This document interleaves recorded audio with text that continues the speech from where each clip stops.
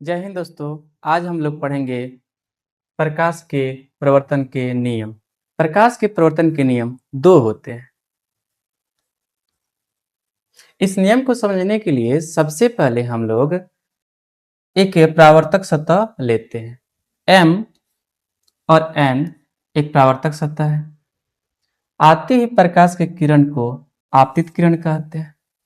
परावर्तक सतह से टकराकर लौटती हुई प्रकाश के किरण को परावर्तित किरण कहते हैं।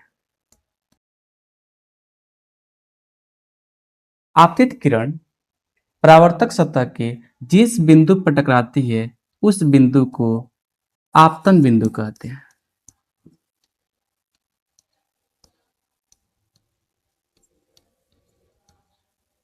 इस नियम को समझने के लिए हम लोग आपतन बिंदु पर एक अभिलंब खींच देते हैं। आपतित किरण और अभिलंब के बीच बने कोण को हम लोग आपतन कोण कहते हैं। आपतित से आपतन, इसे I से सूचित करते हैं। परावर्तित किरण और अभिलंब के बीच बने कोण को हम लोग परावर्तन कोण कहते हैं, जिससे R से सूचित करते हैं। इस कोण को याद करने के लिए हम लोग आपतित किरण यानी कि आपतन कोण, परावर्तित किरण यानी कि परावर्तन कोण।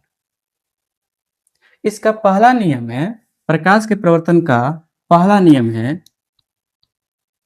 आपतित किरण, अभिलंब और परावर्तित किरण तीनों एक ही तल में होते हैं।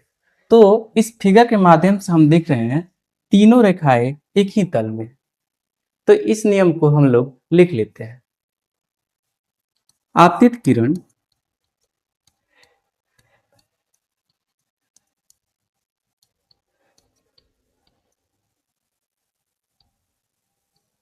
अभिलंब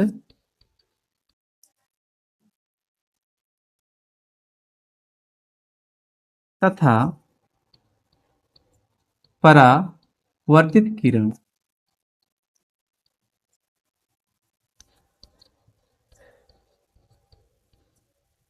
सभी एक ही तल में होते हैं। कहीं कहीं समतल भी लिखा होता है, तो इससे कोई फर्क नहीं पड़ेगा। अब हम लोग दूसरा नियम देखते हैं। दूसरा नियम होता है आपतन कोण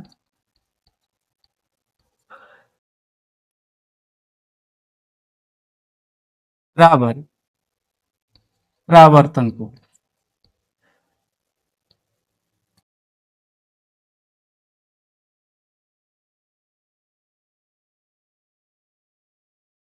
इसे हम लोग एंगल I बराबर एंगल R लिख सकते हैं। तो प्रकाश के प्रवर्तन के नियम बहुत ही इजी है। एक बार हम लोग फिर इसे देखते हैं। पहला नियम क्या है? आपतित किरण आपतन बिंदु पर डाला गया अभिलंब, परावर्तित किरण तीनों एक ही तल में है। एक ही तल में है कि नहीं? दूसरा नियम क्या है? आपतन कोण और परावर्तन कोण आपस में बराबर होते हैं। यानी कि अगर आपतन कोण 10 डिग्री है तो परावर्तन कोण कितना होगा? 10 डिग्री ही होगा। अब हम लोग पढ़ेंगे वास्तविक प्रतिबिंब और काल्पनिक प्रतिबिंब में अंतर।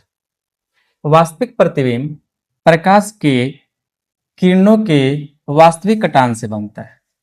काल्पनिक प्रतिबिंब काल्पनिक कटान से बनता है।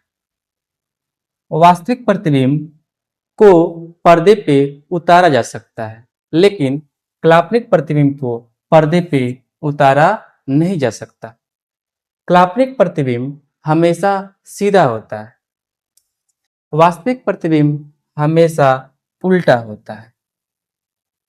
वास्तविक प्रतिबिंब अवतल दर्पण बनता है। अवतल दर्पण में काल्पनिक प्रतिबिंब बनता है, लेकिन उत्तल दर्पण में हमेशा काल्पनिक प्रतिबिंब ही बनता है। जय हिंद दोस्तों, फिर हम लोग अगले वीडियो में मिलते हैं।